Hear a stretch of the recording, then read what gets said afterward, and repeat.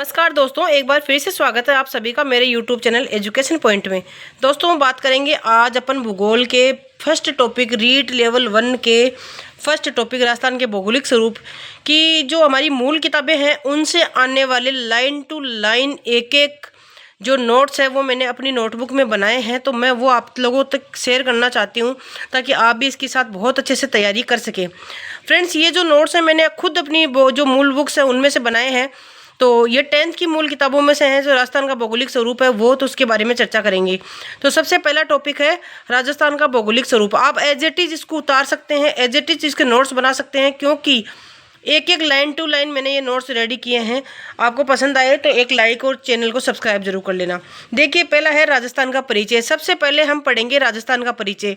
तो परिचय में सबसे ज़्यादा मेन इंपॉर्टेंट जो नोट्स है वो कौन कौन से हैं वो मैं बता दे रही हूँ।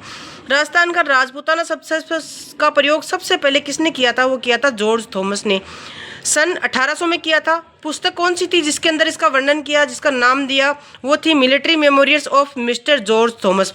किसके द्वारा प्रकाशित की गई? विलियम फ्रैंकलिन के द्वारा। ये चार टॉपिक, चार लाइनें इस राजपूताना शब्द के लिए दी गई है। आप आराम से इसको नोट डाउन कर सकते हैं, बहुत इंपॉर्टेंट चीज़ है। अब आगे देखिए, अंग्रेजों ने इसका नाम राजपूताना शब्द रखा था। अंग्रेजों ने इसका नाम क्या रखा था? राजपूताना शब्द दिया था। आगे देखिए, राजस्थान शब्द का सर्वप्रथम प्रयोग कर्नल जेम्स टोड ने अपनी पुस्तक the annuls and activities of Rajasthan में किया। और कब किया? 1829 में। राजस्थान शब्द का सर्वप्रथम, मेन इंपॉर्टेंट क्वेश्चन यही है, इसी से क्वेश्चन बनता है, बार बार क्वेश्चन बनता है कि राजस्थान शब्द का सर्वप्रथम प्रयोग किसने किया? वो किया कर्नल जेम्स टोड ने। किसमें किया? The annuls activities of Rajasthan जो बुक थी, अपनी पुस्तक किसकी थी? कर्नल जेम्स टोड की पुस्तक थी, उसमें किया। और कब किया? 1829 में। देखिए, उसके बाद विभिन्न रियासतों के एकीकरण के बाद 30 मार्च 1949 ईस्वी में सर्वसम्मति से इसका नाम राजस्थान रखा गया। सर्वसम्मति से इसका नाम क्या रखा गया? राजस्थान। कब रखा गया? 30 मार्च 1949 में। और कब रखा गया? विभिन्न रियासतों के एकीकरण के बाद। बहुत इंपॉर्टेंट है, याद रखिएगा। अगला देखिए, प्राचीन साहित्य और अभिलेखों में वर्तमान राजस्थान के विभिन्न क्षेत्रों के भिन्न भिन्न नाम मिलते हैं। यानी जो पुराने प्राचीन साहित्य हैं और अभिलेख है उनमें वर्तमान राजस्थान के अलग अलग नाम मिलते हैं। तो कुछ क्षेत्र उनकी भौगोलिक विशेषताओं के आधार पर मिलते हैं और कुछ क्षेत्रों में वहाँ पर बसी हुई जातियों के आधार पर मिलते हैं। तो देखिए, कुछ क्षेत्र उनकी भौगोलिक विशेषताओं के आधार पर और कुछ क्षेत्र वहाँ पर बसी हुई जातियों के नाम से जाने जाते हैं। तो देखिए, राजस्थान के क्षेत्रों में के प्राचीनतम नामों में जिनका उल्लेख ऋग्वेद में मिलता है वो है मरु, धन्व, जांगल, मत्स्य और सुसेन। ये 5 नाम जो हमारे ऋग्वेद में है लिखे गए हैं राजस्थान के। इन नामों से भी राजस्थान को पहले जाना जाता था, और इन नामों से किस प्रकार राजस्थान को जाना जाता था वो भी उसके बारे में अपन डिस्कस करेंगे। दोस्तों, ये नोट्स मैंने मेरे हाथों से बनाए हैं, हैंडमेड नोट्स है। बुक में से देख देख के, यानी कि जो मूल किताब है उसमें से देख देख के बनाए हैं। आप एक एक लाइन टू लाइन आप मिला सकते हैं, बहुत पसंद आएंगे आपको। तो चैनल को सब्सक्राइब जरूर कर लेना।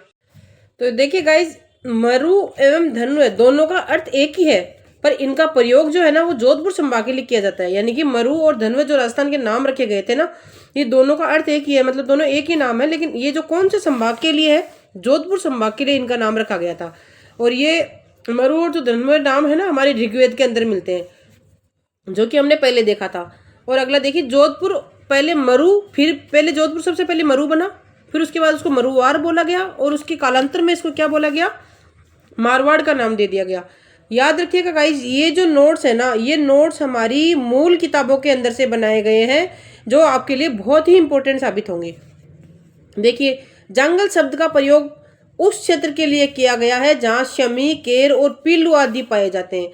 आप सभी को बता दूं मैं, शमी, केर और पीलू एक वृक्ष के नाम है। शमी खेजड़ी का नाम है, केर एक पौधा ही होता है, मतलब केर लगते हैं, आपने देखा होगा रेगिस्तान के अंदर केर पाए जाते हैं। पीलू भी एक खाने की चीज़ है, यानी पेड़ का ही नाम है जिसके पीलू लगते हैं। तो जहाँ पे शमी, केर और पीलू पाए जाते हैं उस आसपास के एरिया को हम क्या कहते हैं? जंगल प्रदेश। और जंगल प्रदेश जो है ये कहाँ पे पाए जाते हैं? ये बीकानेर के आसपास पाए जाते हैं। देखिए, आगे होगा इसका कहीं। देखिए, बीकानेर और नागौर के आसपास का क्षेत्र जंगल प्रदेश कहलाता है। देखिए भाई, ये आ गया, बीकानेर और नागौर के आसपास का क्षेत्र क्या कहलाता है? जंगल प्रदेश। थाना तो बेरो ही लोग, बीकानेर का जो आदमी है वो जानते हो लो ये बात ना बहुत अच्छे से। तो जंगल प्रदेश क्या है? बीकानेर और नागौर के आसपास का क्षेत्र जो है उसको जंगल प्रदेश कहते हैं। अगला देखिए भाई, मत्स्य, जिसका उल्लेख महाभारत में एक राज्य के रूप में हुआ है। मत्स्य जनपद है ना, जो कि जयपुर, अलवर और भरतपुर तक विस्तृत है। मत्स्य की राजधानी विराटनगर थी। अब देखिए भाई आगे क्या है, भरतपुर के मथुरा क्षेत्र से सटे हुए क्षेत्र को क्या कहते हैं हम, धौलपुर एवं करौली के अधिकांश भागों सूरसेन राज्य में सम्मिलित थे। यानी कि भरतपुर जो मथुरा क्षेत्र है उसे सटे हुए करौली और धौलपुर के आसपास का जो क्षेत्र है वो क्या कहलाता है, सूरसेन कहलाता है। ये देखिए सूरसेन, ठीक है। ये एक प्राचीन राज्य था, महाभारत में इसका उल्लेख मिलता है। इसका उल्लेख कहाँ मिलता है, महाभारत में मिलता है। अब है ना, ये तो हो गया मतलब यहाँ के आसपास के क्षेत्र के नाम हो गए। अब भौगोलिक विशेषताओं के आधार पर भी नाम पड़े गए, पर मतलब उनके काफ़ी नाम ऐसे रखे गए जो कि वहाँ के आसपास की भौगोलिक विशेषताओं के आधार पर रखे गए।